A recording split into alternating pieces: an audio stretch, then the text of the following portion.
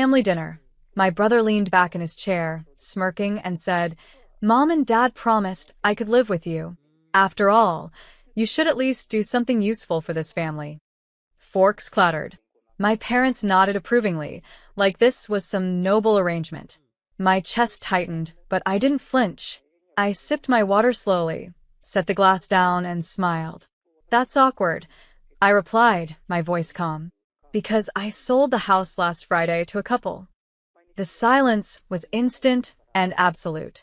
"My name is Danielle Cross. I'm 31 years old. And if you think you know how this ends, stay tuned. What happens when a family that's used to you like a doormat suddenly finds the ground ripped out from under them?" My brother's face twisted, the smugness melting into confusion. You sold it? Without telling us?" Mom's eyes narrowed. "Danielle, stop joking. This is your family. We make decisions together." I almost laughed. Together? When had any decision in this family ever included me? For years, I'd been the invisible one, the one they mocked, the one they overlooked, the one who worked 2 jobs just to buy that house they now treated like community property. Dad's voice rumbled across the table. "Be reasonable. Your brother needs a place. You have more than enough space." I met his gaze steadily. "Correction. I had space. Now it belongs to someone else." Papers signed. Keys handed over. My brother slammed his fist on the table. "You can't do this." But I already had. The house they thought they were entitled to no longer existed for them. And in that single revelation, the balance of power shifted. The table erupted all at once. "You're lying," my brother shouted, his face red, eyes bulging with panic. "You wouldn't dare sell it. That house was basically ours." Mom's voice followed, sharp and shrill. "Danielle, enough of this nonsense. You can't just get rid of family property behind our backs." I leaned back in my chair, folded my hands, and spoke evenly. It wasn't family property. It was mine. Every mortgage payment, every repair, every sleepless night worrying if I could cover the bills. That was me. Not you. Not him. Me. Dad slammed his fork down. "Selfish. You've always been selfish. Do you know how humiliating this is for your brother? He told all his friends he'd be moving in." I raised an eyebrow. That sounds like his mistake, not mine. For years, they had dismissed me as unimportant, the one who should stay quiet, serve, and sacrifice. Now they looked at me like a stranger who had slipped the leash. "You'll fix this," Mom hissed, jabbing her finger across the table. "Call those buyers back and tell them it's a mistake." I let the silence stretch before answering. No. The sale is final. The couple is moving in next week. And here's the best part. I pulled a folded sheet from my bag and laid it flat on the table. The down payment cleared this morning. My brother grabbed the paper, scanning the numbers, his jaw dropping. The reality hit him like a slap. The house he thought was his inheritance, his entitlement, was gone. "This isn't fair," he whispered, his voice cracking. I took a slow sip of water and smiled. Neither was 15 years of treating me like the family maid. Consider us even. My brother's hands shook as he shoved the paper back across the table. "You can't just throw us out like this. That house was supposed to be for me. Mom and Dad promised." "Promised what they couldn't deliver," I replied coolly. "They didn't buy that house. They didn't keep it from foreclosure when I was drowning in debt. They didn't work weekends and holidays to make sure the roof didn't collapse. I did. So no, they had nothing to promise." Dad leaned forward, his tone low and threatening. "Danielle, listen to me. You're part of this family whether you like it or not. You will undo this sale, or we'll make sure you regret it." I tilted my head. "Undo it? And how exactly do you plan on forcing me? You can't threaten buyers with your temper. You can't rewrite contracts. The law doesn't care about your promises. It cares about paperwork. And that paperwork is in my name." Mom's lips trembled with rage. "You're humiliating us. Do you understand how this looks to everyone? Your sister the queen, your brother ready to settle, and you, acting like a selfish little traitor." I almost laughed. "You've humiliated me for years, Mom. Whispering at dinners, calling me the cook, telling relatives I was the one who never measured up. But guess what? I measured up enough to sell a house you all thought you owned. My brother's voice cracked, desperate now. So, what? You're just gonna leave us homeless? I leaned across the table, my voice soft but sharp. You're not homeless. You have your own house, your own life. This was never yours. The only difference now is I stopped letting you pretend it was. The dining room felt smaller, the walls pressing in as the weight of my words sank into them. My brother fidgeted with his napkin, shredding it into tiny pieces. Mom clutched her wine glass, so tightly I thought it might shatter. Dad's jaw worked like he was grinding stone. Finally, Mom broke the silence. You think you're clever? Selling behind our backs? You've ruined everything. Do you know what people will say when they find out you betrayed your own blood? I met her glare. People will say, I finally grew a spine. And if they ask why, I'll tell them the truth. About how my family treated me like staff at every holiday, how my sister was the golden one, how my brother was handed everything while I scraped by alone. My brother snapped. Lies. You're twisting everything. Mom and Dad always supported you. I laughed, sharp and humorless. Supported me? You mean mocking me for being single? Using me as free childcare? Demanding I cook while you all sat at the table pretending I didn't exist? That's not support. That's exploitation. Dad slammed his hand on the table, rattling the dishes. Enough. You will respect this family. I leaned forward, my voice low and steady. Respect is earned, Dad. And you lost mine years ago. I stood, gathering my things. The house is gone. The sale is legal. And when that couple moves in next week, you'll finally understand what it feels like to lose something you thought you controlled. My brother's voice cracked as he shouted after me, You'll regret this, Danielle. But as I walked out the door, the cool night air hit my face, and I smiled. For the first time, it wasn't me drowning in regret. The fallout hit faster than I expected. By the end of the week, my phone buzzed with messages from relatives. What happened at dinner? Your parents look devastated. Another cousin whispered, Your brother's been telling everyone you cheated him out of his future. I didn't bother correcting them. I knew the truth would surface soon enough. Meanwhile, Mom left me a voicemail every morning. Her voice bounced between fury and desperation. Call the buyers back. This is your chance to fix things. The next day, do you realize how this makes us look? Your sister is mortified. But the last message chilled me most. Dad's voice, low and venomous. If you think you can cut us out, you're mistaken. We'll take what we're owed. Owed. That single word made me laugh out loud in my kitchen. For years, I'd owed them everything. My time, my labor, my silence. But now? I owed them nothing. What they didn't know was that the sale of the house wasn't just about escape. It was about strategy. The profits weren't sitting idle in a bank account. I had already signed paperwork transferring the money into a property 2 states away. A small cottage by the sea. Mine alone. Out of their reach. That Friday, my sister called, her voice dripping with sarcasm. Congratulations, Danielle. You've destroyed this family. Was it worth it? I smiled into the receiver. Every penny. I hung up before she could answer, staring at the deed resting on my desk. Their claws couldn't touch me anymore. The house was gone, the money protected, my freedom sealed.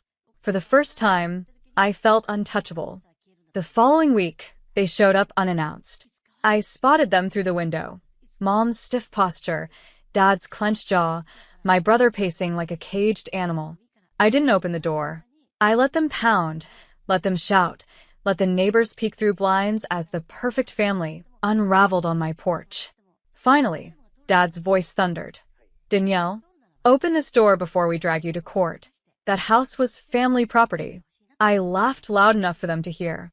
Go ahead, march into court, and tell the judge you're mad I sold my house. See how far that gets you. Mom's voice cracked. You don't understand what you're doing to us. Everyone is talking. Your brother's reputation ruined. Do you really want that on your conscience? I opened the window just enough to meet their eyes. You want to talk about conscience? For 15 years, You treated me like the servant at your table. You paraded my sister as the queen, handed my brother everything he wanted, and called me useless unless I was serving you. Now, you want me to carry your shame too? Not anymore. My brother lunged toward the window, his face flushed. You'll regret this, Danielle. You can't cut us out forever. I tilted my head, calm. Watch me. Then I slid the window shut, drew the curtains, and let their pounding fade into nothing. Minutes later, their car screeched away, leaving skid marks on the street. I sat back on the couch, heart pounding, not with fear, but with triumph. They were desperate, powerless. And for once, I was the one holding the keys. The collapse came slowly at first, like hairline cracks in glass. Then all at once, by summer, word had spread. My parents' friends whispered about the family feud. My brother's coworkers snickered behind his back, joking about how he'd bragged of moving into a house that wasn't his. My sister's carefully curated image as the perfect daughter wilted under the glare of relatives who now knew the truth. And I hadn't leaked a single thing. I didn't need to. Their arrogance had done the work for me. One evening, an aunt called. Danielle, I used to think you were cold. But now I see. They took advantage of you. We all did. Her voice cracked. I'm sorry.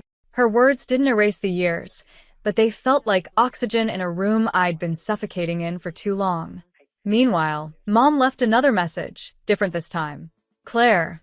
She stopped herself, then corrected. Danielle. We need to talk. This has gone too far. Please. Too far? I thought.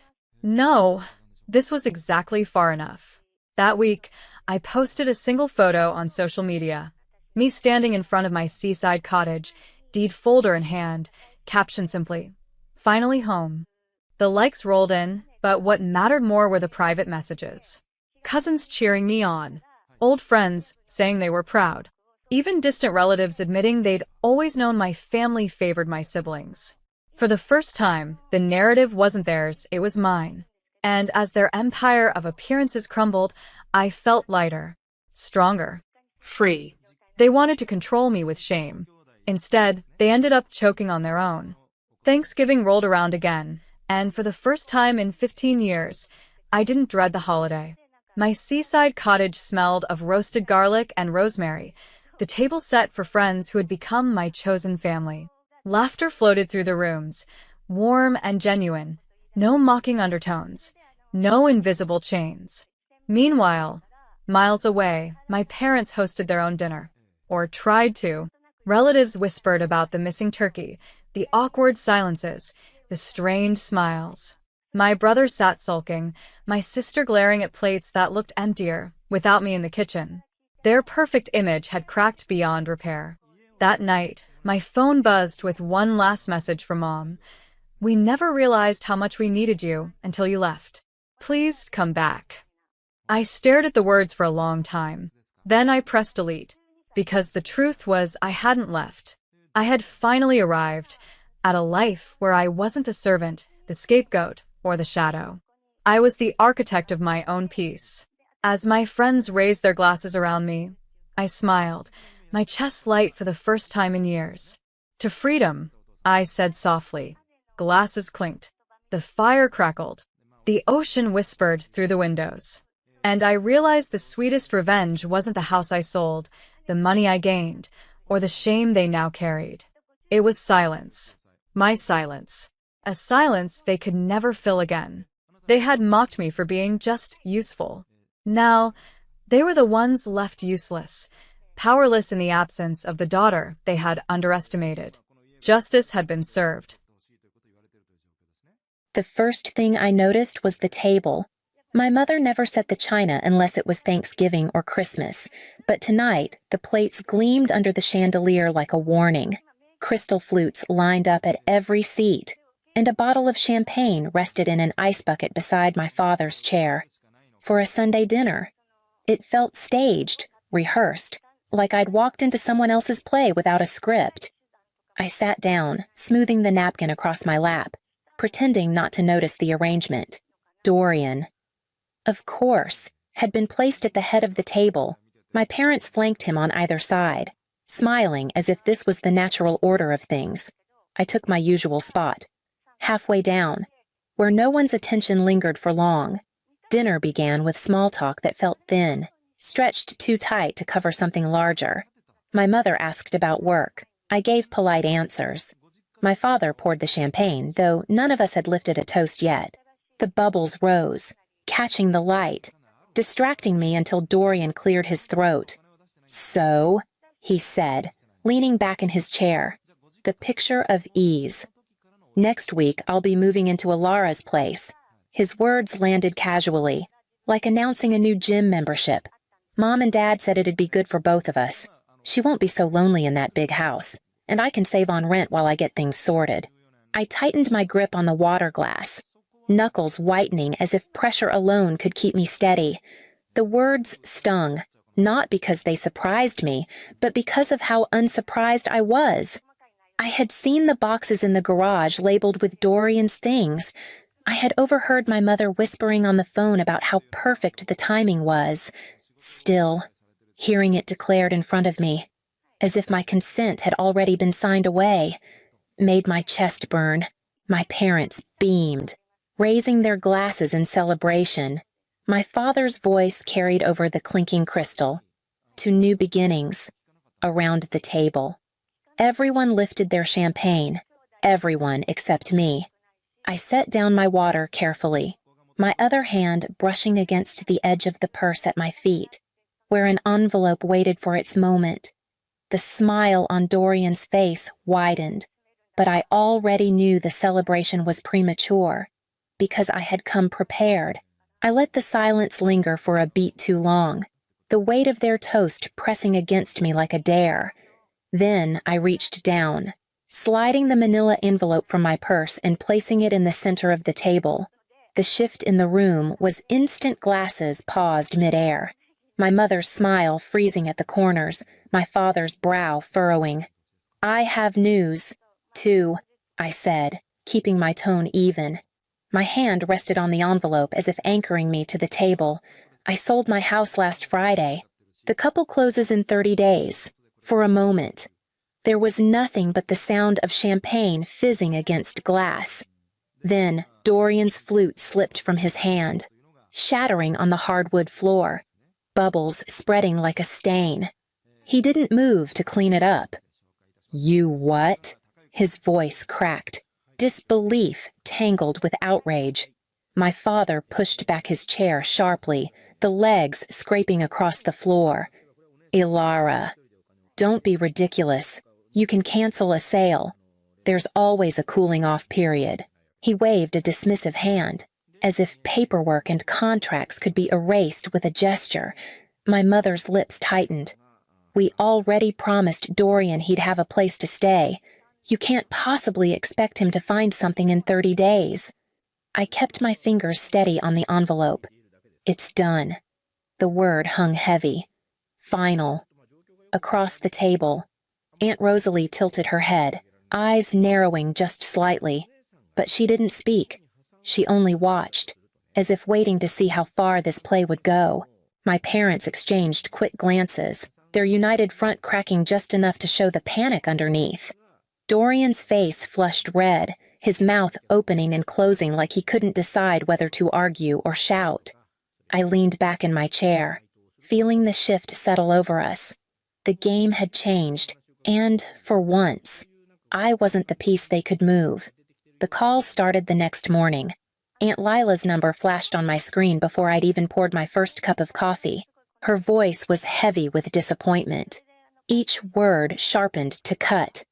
"I can't believe you'd sell your house just to spite your brother. He told us everything. You're leaving him homeless." I hung up before I said something I couldn't take back. But the silence didn't last. Uncle Dennis, then Cousin Mallory, then even my father's golf buddy, each one repeating the same script, the same accusation. By noon, it was clear the story had spread farther than I could control. When I checked Facebook, Dorian's post glared at me from the top of my feed. "Hardest lesson in life is realizing family isn't always there when you need them most. Grateful for those who truly care. Everyone else. God sees your heart, Dozens of comments followed: sympathy, outrage, support for him. My mother's reply sat beneath them, shining like a seal of approval. "We love you, son. We're always here for you." I slammed the laptop shut, pulse racing. At work the next day, I caught the shift in the air. Victor Lane, my colleague, leaned against my cubicle wall, his expression tight. "I don't mean to pry." "Ilara, but people are talking. Your brother came into the cafe downstairs and told the barista you kicked him out." Word got around fast. Heat rose to my face, but I forced a steady breath. "He was never living with me to begin with," I said, but the words felt flimsy against the narrative already moving through the halls. By the end of the week, I stopped answering calls. Every voicemail blurred together lectures dressed as concern, disappointment wrapped as advice. The noise grew louder, while my own truth felt smaller each time I tried to speak it. In the quiet of my kitchen, I stood surrounded by half-packed boxes, the evidence of my reality pressed against the walls, while the world outside decided its own version of my story. The accusations swirled louder with every passing day, but none of them knew the truth I carried alone. The sale of my house wasn't born from spite, it was survival. Last spring, a storm peeled back shingles like paper, exposing 3 separate leaks. The contractor's invoice had read $11,000, a number that nearly knocked the breath out of me. I emptied my vacation fund, took a small loan, and told myself it was a one-time emergency. But emergencies multiplied. A month later, the water line burst, flooding the yard and seeping into the basement. The city handed me the bill, $8,200. I remember standing in the kitchen that night, eating ramen straight from the pot, staring at the damp streak climbing up the wall while trying not to cry. By June, the heating system gave out. $5,000 more. I maxed my credit card for the deposit and begged for a payment plan. Each night, I sat at the table surrounded by bills and statements, scribbling numbers in columns, recalculating until the digits blurred into nonsense.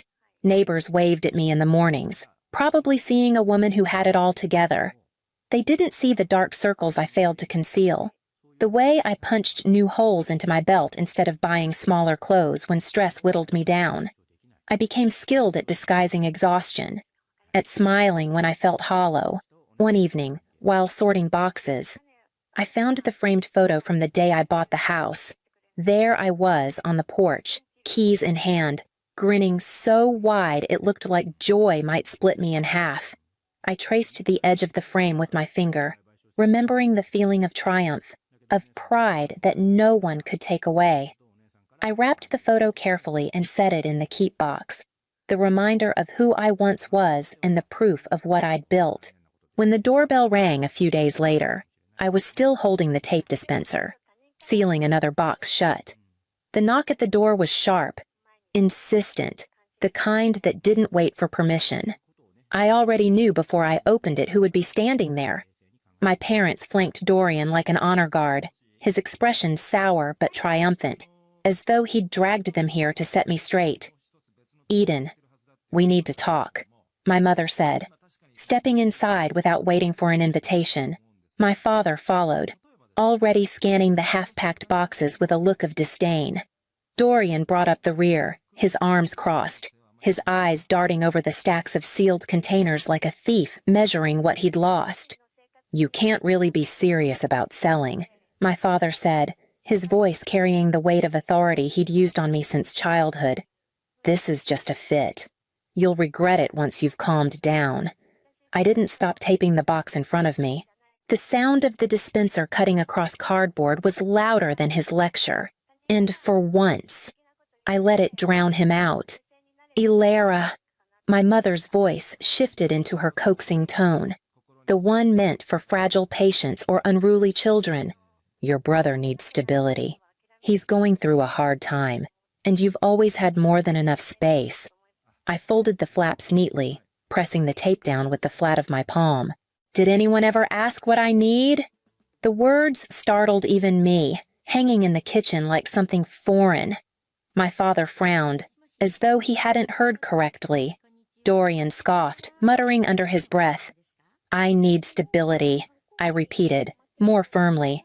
I need to sleep at night without worrying if another bill will swallow me whole. I need to stop bleeding my savings dry on a house I can't afford to maintain. And I need to stop being treated like my life is just an extension of his. My mother blinked, lips parting as if to argue. But nothing came. My father cleared his throat. Staring at the ceiling, even Dorian shifted uncomfortably, though his silence didn't last. This isn't fair, he said finally. I sealed another box and placed it with the others. For the first time, I didn't look up to gauge their reactions. The sound of cardboard stacking neatly against cardboard was answer enough as I prepared for what I knew would come next. They called it a family discussion, but the setup made it clear what I was walking into. Chairs were arranged in a circle in my parents' living room, as though an intervention were about to begin. My father sat stiff-backed, my mother at his side, while a cluster of aunts and uncles filled the remaining seats. Dorian lounged with false ease, the picture of a wronged son. But I hadn't come alone. Margot, my financial advisor, sat beside me with a neat folder on her lap. Victor, my colleague, leaned against the wall with crossed arms, his expression cool. And Dorothy, my mother's old friend who had quietly offered support for weeks, gave me the kind of nod that steadied my nerves. My mother began the script. Ilara, we're concerned. Selling your house like this, it's impulsive, and it punishes your brother. He has nowhere to go. I opened my own folder and laid the documents on the coffee table. One by one, roof replacement, $11,000, waterline repair, $8,200, heating system failure, $5,000. These aren't whims. They're the reality of owning a house alone. The room quieted as I placed the bank statements on top. Balances dwindling with each page. Aunt Rosalie, who usually played silent observer, leaned forward. Her sharp eyes moved from the bills to Dorian. I've watched this family bail you out of rent, cars, credit cards. When does it end? Why is Ilara always expected to shoulder more while you drift? Color crept into Dorian's neck. I'm between jobs, he snapped. For how long? Rosalie's tone was unforgiving. At some point, responsibility has to land where it belongs. My father shifted uncomfortably. My mother pursed her lips, but no one rushed to defend him. Dorian's chair scraped against the hardwood as he stood, his face dark with anger. I don't have to sit here and be attacked. The slam of the door punctuated his exit. Silence hung heavy. My parents exchanged looks. The confidence they carried into the evening replaced with unease. For the first time, I wasn't the one shrinking under the weight of judgment. I gathered the remaining papers back into my folder, already bracing for their next attempt. They came back 2 nights later, this time with smiles rehearsed to look conciliatory. My mother carried a pie as if dessert might soften the blow. My father spoke in the falsely cheerful tone he reserved for tense negotiations, and Dorian trailed behind, his expression carefully schooled into gratitude. We've been talking, my mother began as they settled on my couch. We think we've found a solution, instead of moving in with you. Why not help Dorian get his own place, just a loan to cover a deposit and a few months' rent? With your success, it wouldn't even set you back. My father nodded, eager to press the point, a small gesture to keep peace in the family. It's only fair. I let them speak, then reached for the folder I had prepared. I can't give him money, I said evenly, sliding a single sheet across the table. But I can offer him something better. Dorian picked up the business card I placed beside it, frowning. What's this an opening at my company? Entry level. But enough to cover rent on a 1-bedroom. I already spoke to HR. They'll interview you if you're interested. Before he could respond, my father's eyes caught the spreadsheet under his hand. Line by line, it listed every financial bailout Dorian had received in the past 5 years' rent payments, car repairs, credit card balances. At the bottom, a total circled in red more than $30,000. My mother gasped, covering her mouth. My father stared at the figure, his face darkening, not with anger at me, but at the undeniable proof in front of him. "This isn't punishment," I said quietly.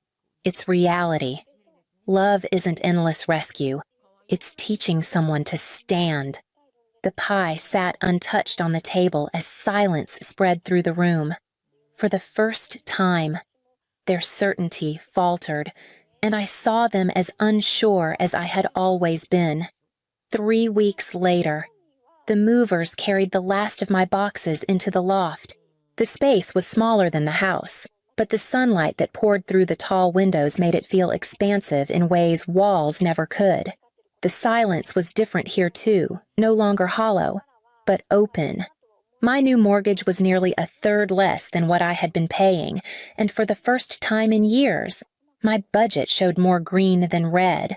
I spent the first night surrounded by unpacked boxes, eating takeout on the floor and feeling lighter than I could remember. No creaking pipes threatening to burst, no roof groaning under another storm. Just clean walls and a future I chose. Margot stopped by a few days later with a bottle of wine. She wandered through the loft, nodding at the half-furnished rooms. "You know this isn't running away," she said, handing me a glass. "It's choosing wisely. You cut the weight before it sank you. That's not weakness, it's strategy."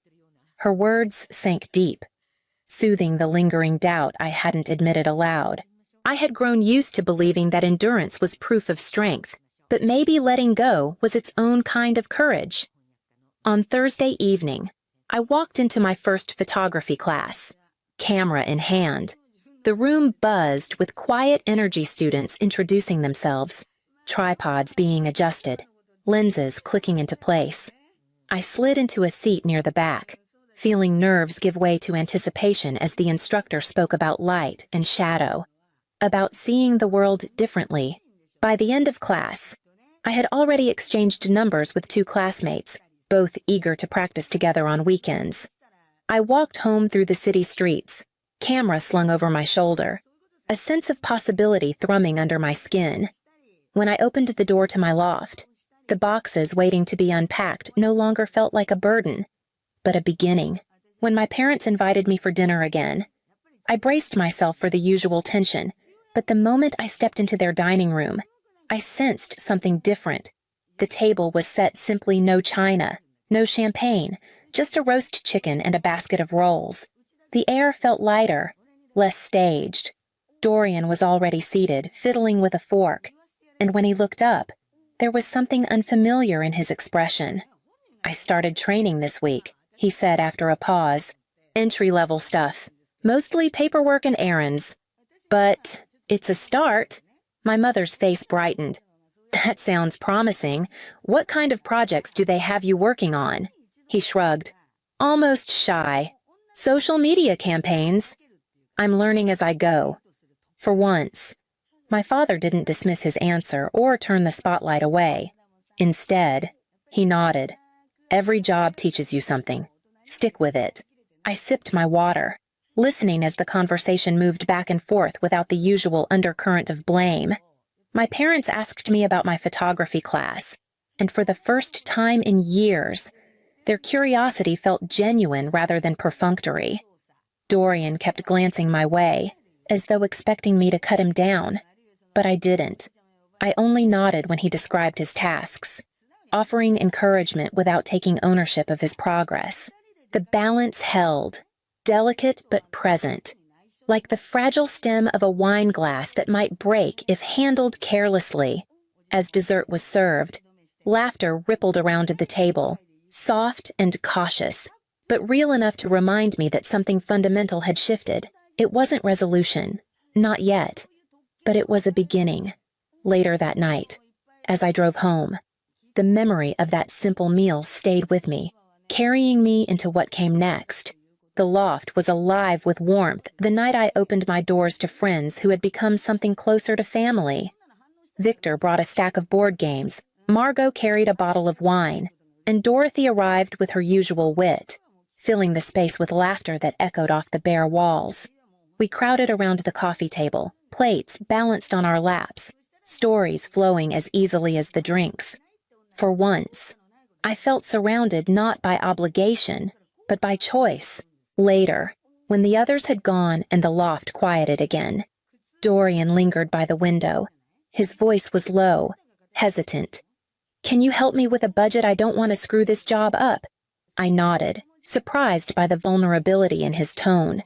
We spread his pay stubs and expenses across the table, and for the first time, I saw him leaning into responsibility rather than running from it. A few days later, my parents stopped by. The conversation was halting, awkward, but different. My mother admitted, softly, that they hadn't realized how much they had asked of me over the years. My father said little, but the silence was no longer dismissive. It was reflective, uncertain. They didn't have answers, but they were willing to try. As I packed away the papers from Dorian's budgeting session, I felt the truth settle quietly inside me. Boundaries hadn't broken us. They had forced us to grow into something new, fragile but real, like the beginning of a different story.